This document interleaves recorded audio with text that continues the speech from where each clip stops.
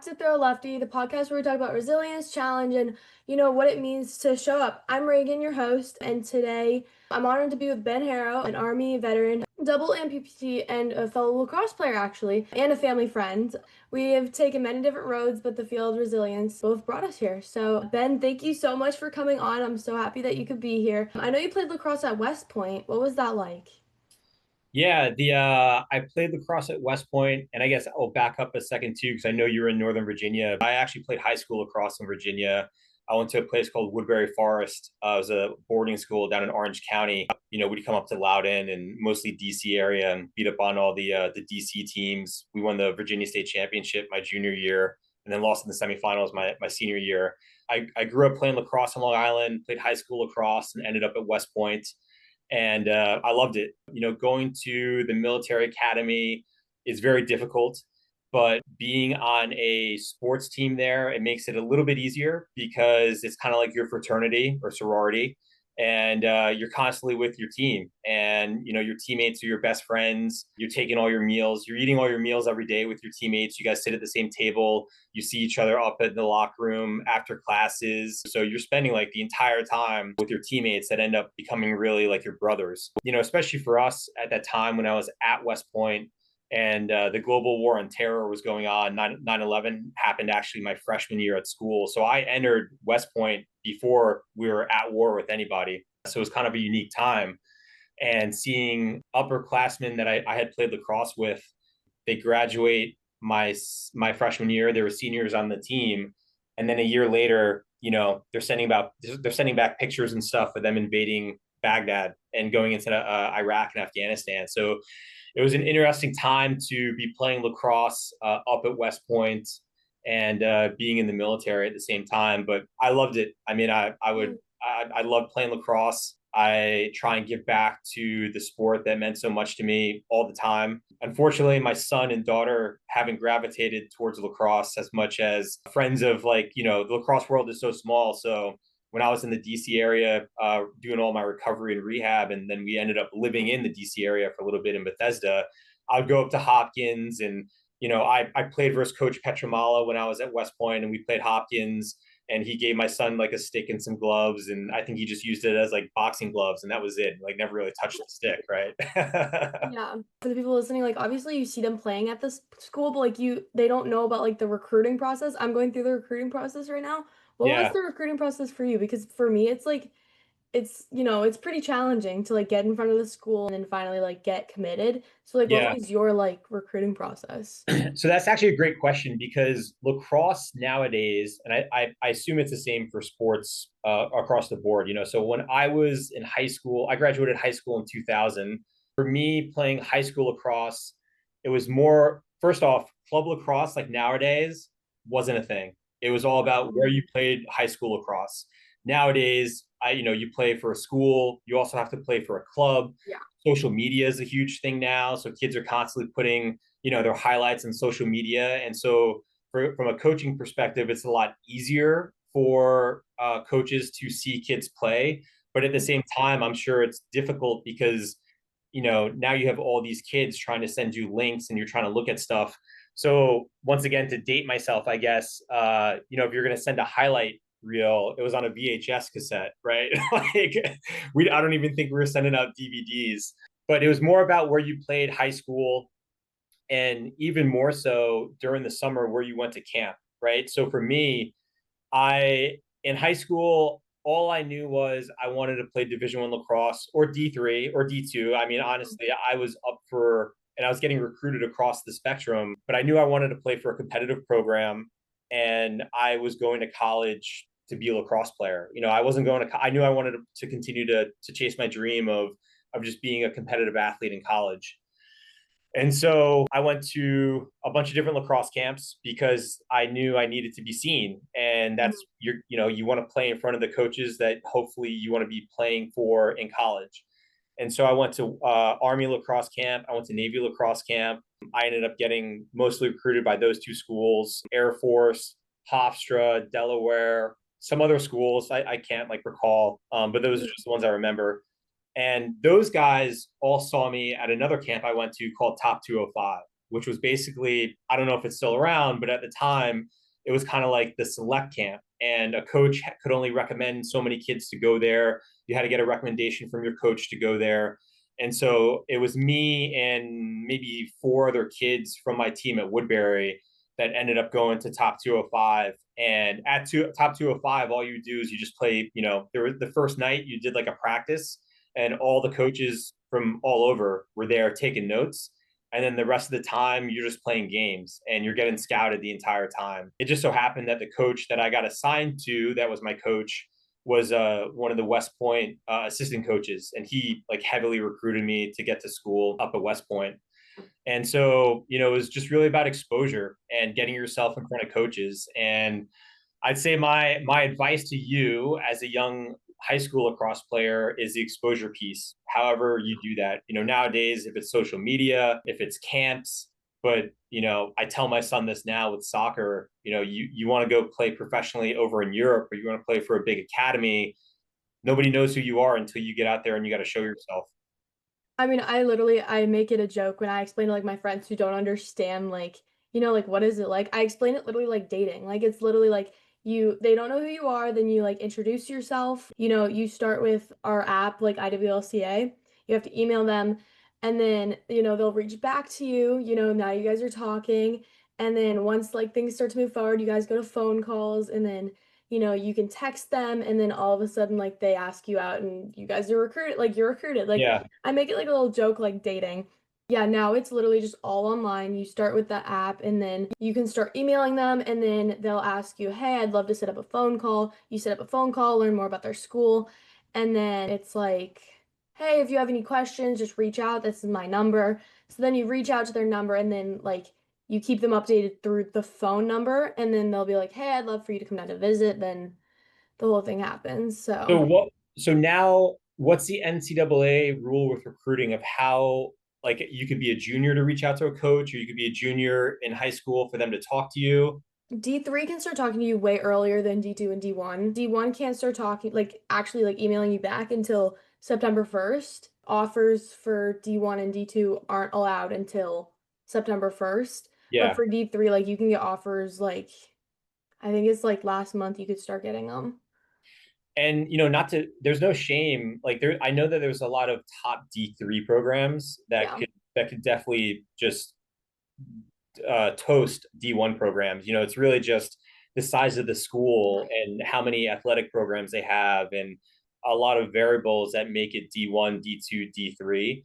So to play, like, I mean, I had friends that played D3 that played in the national. I saw him play in the national championship game when he was at Gettysburg, and two of my friends played at Middlebury, and I saw them play for Middlebury in the national championship game, like on Final Four weekend in Right.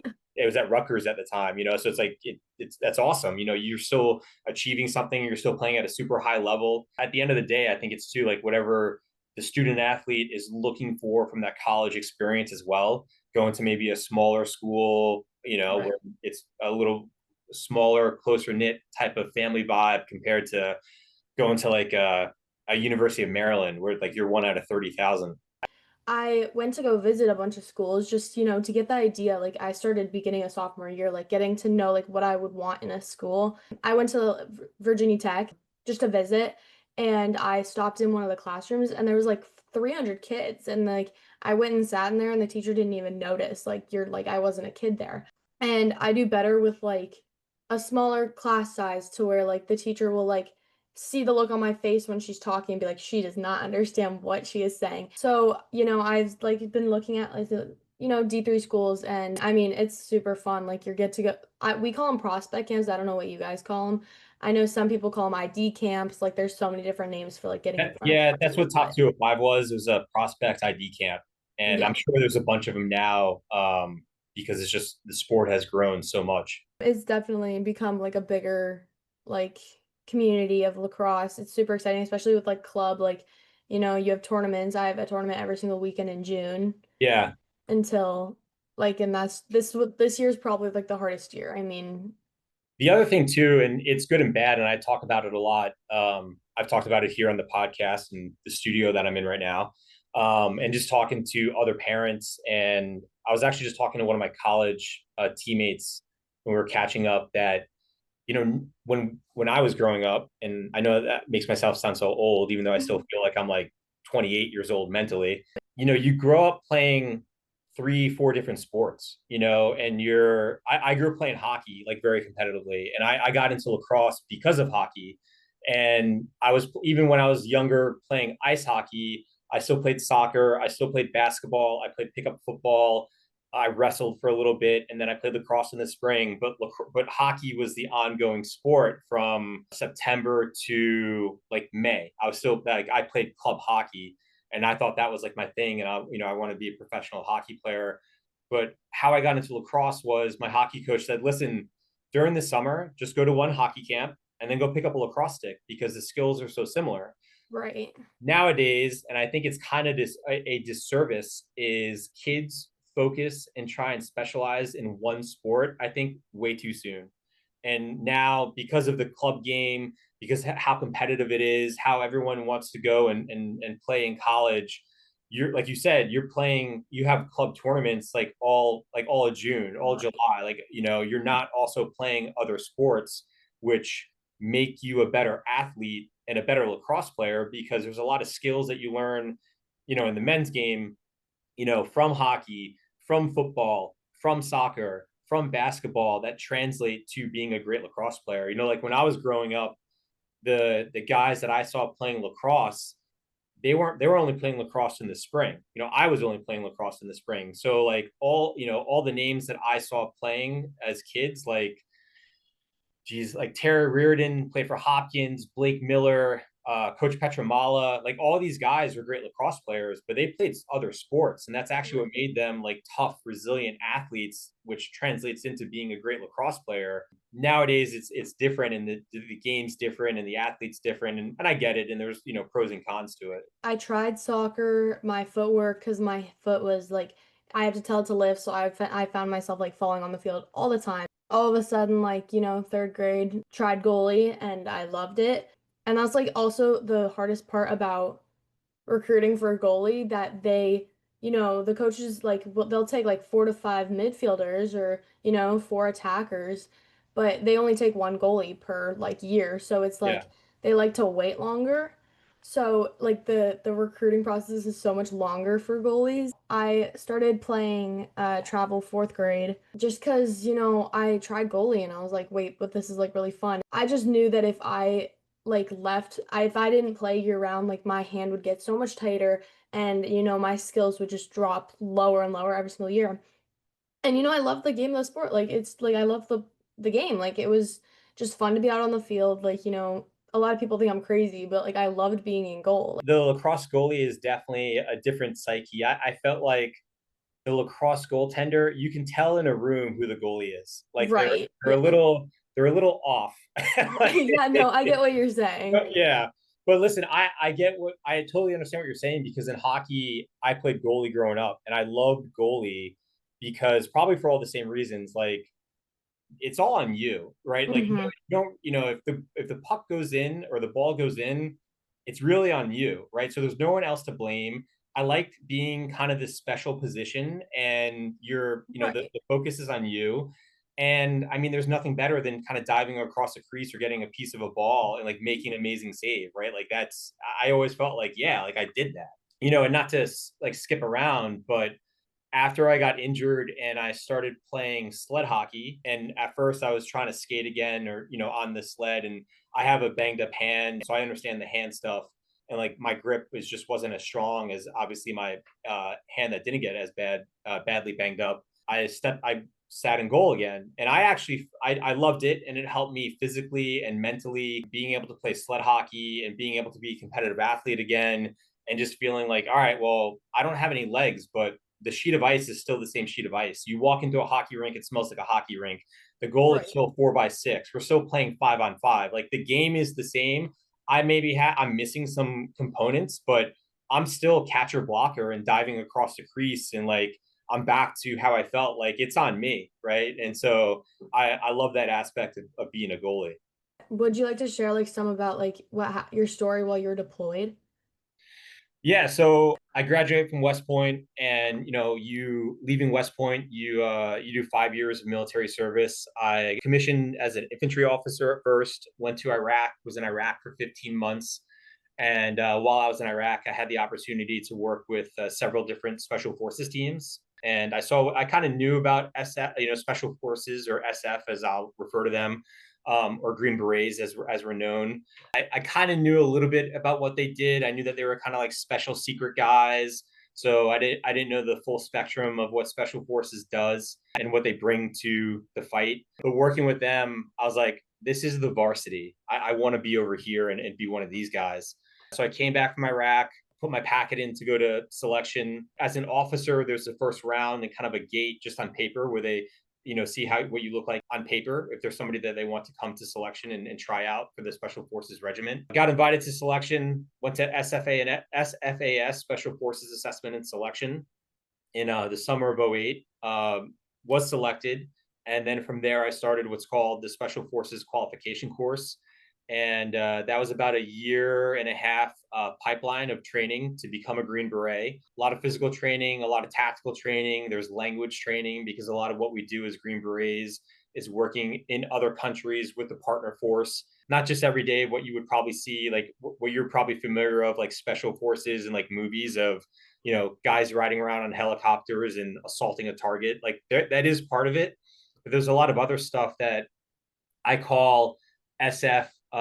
We're more of chess masters and not checkers masters. The Rangers and the SEALs and what you see on TV and movies. I call they're the checkers masters, and we're chess masters because we do some of that as well. The games are similar, and it's not a put down to what they do. They're the best at what they do, but there's a lot more of a thinking piece and a strategy piece to what we do. So you're working with other agencies, you're working with the State Department, you're working with the intelligence world, you're working with embassies, you're working with other countries, ambassadors, other countries, high military leaders, all for the strategic plan and the goals of the United States, right? So that all really appealed to me, that it's not just like the physical aspect, but there's a huge mental aspect of being a Green Beret.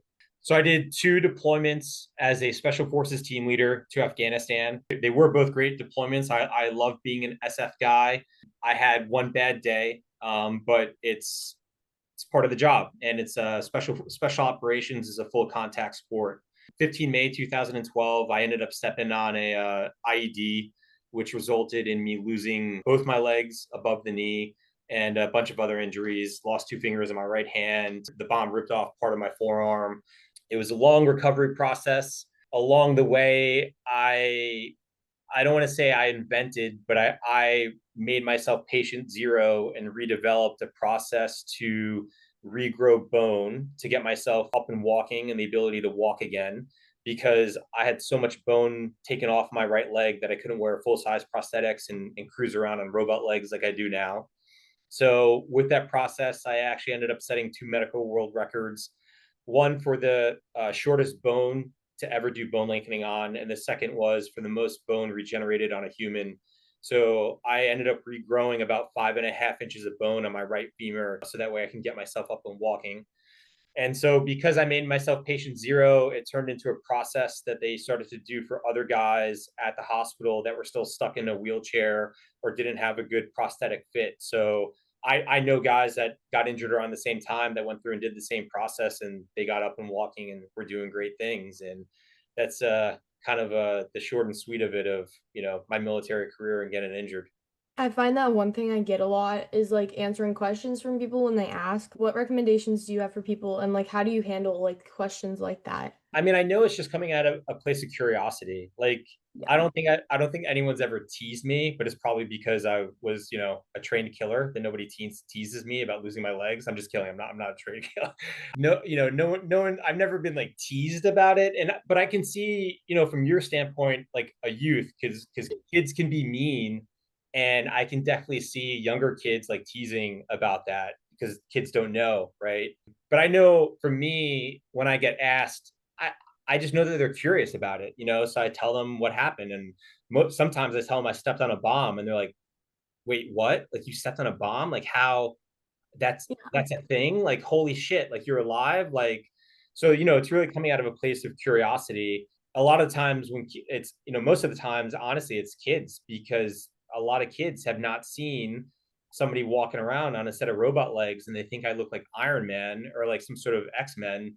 And, they stare and point. But I know it's just because they've never seen it before. So they have no idea. And their parents are usually like, oh my God, don't say anything. And then, Yeah. I'm like, oh, it's all right. I got injured. This is how I walk around now, but I'm still able to do stuff, and Yeah. it doesn't phase me. I think some of that too, and you're dealing with it at a young age, but it will only make you a stronger person because it forces you to shed your ego, right? And later on in life, people, grown-ups, everyone, I think they need to be able to shed that ego a little bit and learn to have some humility. And I was just talking with the guest I just had on the podcast, who I was telling you before. She was the nurse that first worked on me when I got to Walter Reed, and we're just sharing, our stories and stuff. And she's been through some stuff too. And I just said that, like, I you can either go two ways with losing your legs and having this type of injury.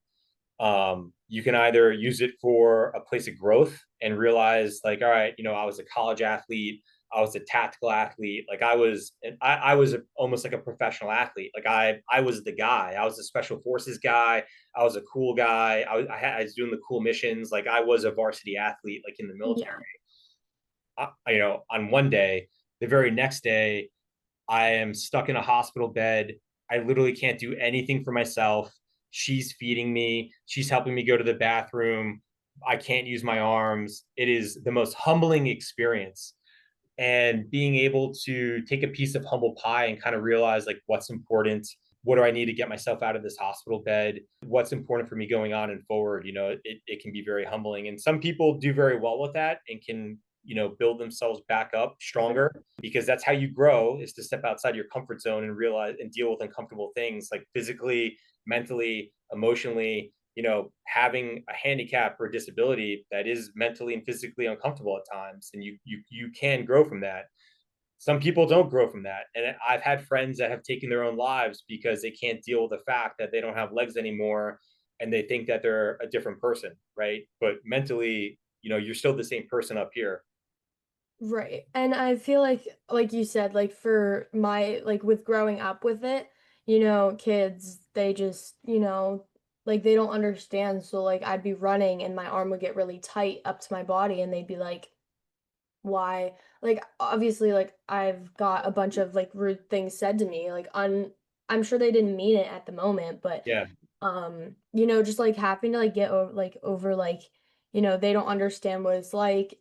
My dad used to say to me like when I would be crying, like I can't do something, he would say to me like, you could either, keep crying and nothing's gonna get fixed, or, you like let's wrap up crying and then we'll figure out how to fix the problem. And I think that's really what got me through most of my life because, you know, if you just like sit like not crying isn't gonna fix anything. That's what my dad always said to me. So, it got me to quickly like stop crying and then, you know, let's actually think about how to fix this problem. And that life lesson is something that you've learned at an early age, that a lot of able-bodied kids won't some of them won't ever learn that lesson till later on in life, and sometimes it's too late. And as adults, they won't be able to deal with stressful situations because they haven't learned these lessons of resiliency and grit that we both have learned dealing with these type of circumstances, and become stronger with it, right? Like, I deal with, and that's part of the reason too why I think that guys that come from the special operations community usually do better with these type of catastrophic injuries, because you're selected to be a green beret or a SEAL or a ranger, because they realize going through the selection process that you have what it takes mentally.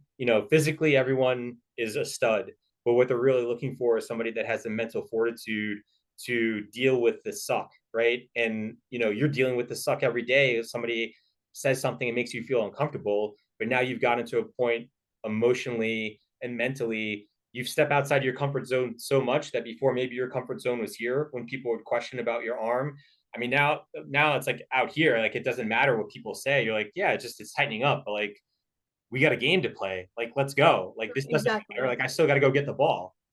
Exactly. And like honestly, like sometimes I think about it, sometimes like I have to give some gratitude that I actually have this disability because honestly, if you really think about it, if I didn't have this disability, I wouldn't have had a YouTube channel. I wouldn't be having like I wouldn't have so many of the opportunities I have right now. Like yes, it sucks that I, won't be able to do some things that every other kid can do, but it comes with a level of gratitude that I have it because, it gives me more like different opportunities than everyone else.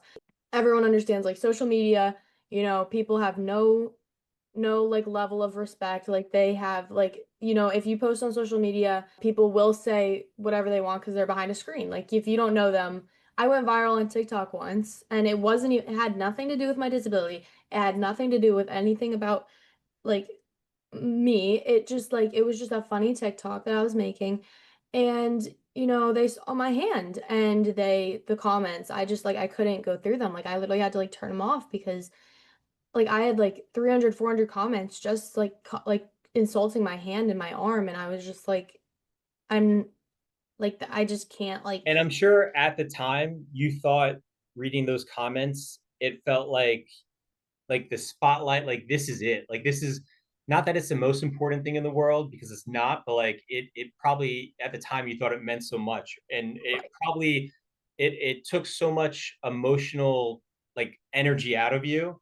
And you realize, talking about this, that things that don't serve you, you need to not even bother with, right? right, So reading nasty comments, they don't serve a purpose for you. So exactly, why even give it your energy to acknowledge it, right? Like it doesn't exactly, matter. Like it just, that's the truth of it. It just doesn't really matter. That's something I try and teach my kids now. My son's a competitive soccer player. My daughter is really big into dance. And, kids nowadays, I feel like, and we could talk about this with social media is good and bad, and these things are good and bad because of, good for all the good reasons, the connectivity, the meeting people, the networking, learning, the education piece, talking about sports, it's helping you get recruited to college, right, but there's a lot of negativity things that come with that, and it, I think, is a disservice to youth nowadays because social media focuses too much on the wins and not so much of the work that gets you to the wins, right? Like right, people want to see a 10-second TikTok of the celebration, the winning goal, the trophy, the celebration, and then that's it. I hit like, and that's it. And people want to post things and show things that people want to, to build up their brand. And I get it. I have a podcast, you have a podcast, so you're showing like the wins, but right, the hard work, the resilience piece, the learning to build self-confidence, learning what actually really matters, that's in the grind, right? And the grind is this, the win is that. And social media overlooks the grind. And nowadays kids focus too much on the win. They don't focus on the grind. They don't focus on the hard work. And that's where these lessons that we're talking about of realizing, what, my critic doesn't really matter. What really matters is if I'm out there working and the results I get, right? It's me. It's realizing what's important, right. you know? Like you said, like they're all behind screens, like they have like it's all just a comment. Like it has nothing to do with who I am as they don't know who I am as a person. So, there's no reason to And trust as it. you get older too, you realize everyone's got their own shit going on, you Right. know? You and I, it may be more visible. I'm missing some fingers and missing legs, and your hands all balled up at times, and you have your Yeah. own stuff going on. But everybody has their own stuff going on. And the people that are the first ones to blast on social media, like, oh, check out this girl's hand. I mean, I can only imagine the shit they got going on, the demons in their Yeah. closet, you know? Because like, they're pointing out mine, but Yeah, that's just covering up something else. It's just exactly. we both had to go through, some rough patches, but like what would you say to somebody listening right now through their own like tough moment? I would say don't get so stuck on the long game. Like it's important to have a goal. For me, my goal was figuring out how to get up and walk again. And, when I got injured, there was a lot of, I had to deal with the realization that I didn't have legs. Like I said, I was a college athlete. I played lacrosse. What's lacrosse known as? It's the fastest game on 2 feet. I don't have 2 feet anymore, right? And so trying to figure out, who I am, what this means, and you can go down just a horrible emotional rabbit hole trying to figure out what all that means. But I realized quickly I just need to focus on my goal, and my goal was to figure out how to get up and walking again, and all that other stuff that I'm trying to figure out, what I'm going to be professionally, how I'm going to earn a living, how am I going to be a father, how am I going to be a husband. That I'll figure that out after I figure out how to get up and walk again, right? I was just so Right. dedicated and fixed on my goal. So even though I knew my goal was to get up and start walking again, was, months, years down the road, I wasn't like then thinking like it was good. All right, I know what my goal is, but then I wasn't like, holy shit, this is going to take me weeks and months and years to figure out how to do that. I was just focused on what do I need to do today to get me there. And then, Yeah. all right, did I do that? Great. Now what do I need to do tomorrow? And then tomorrow would come, and what do I need to do today? I would do that. What do I need to do tomorrow?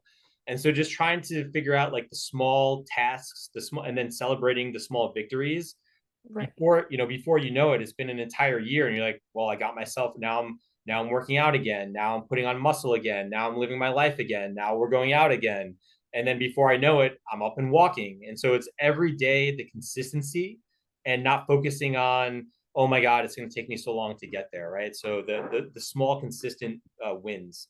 Yeah. And like what helps you like feel empowered now? I think being able to look back at those wins and see where I've come, where I am now, just in life, of like, all right, I've been doing something right, because I feel, I'm grateful for the family that I have. I'm grateful for my wife. I'm grateful for the kids that we raised. I'm grateful for, the little amazing human beings that I think that they're becoming. I'm grateful for the fact that I still feel like I'm an athlete.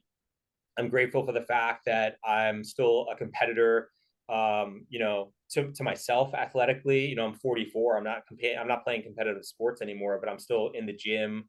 Um, Work wise, I'm still trying to do new and different things, and use my brain and my talents that I have and who I am as a person to build businesses and lead businesses. So, like, looking back, I think it's just, the gratitude piece.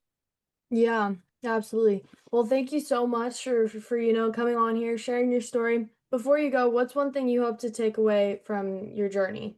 The things that I've learned and passing that on to my kids, and allowing them, kind of a cheat code to, like what we were talking about before, about resilience and grit and self-confidence, and being able to pass that on to them. Well, this is the Lefty. I'm Reagan, and whether you're on the field, in the fight, or finding your way, just know you guys are never alone. You guys always got a community. Thank you guys so much. All right, bye.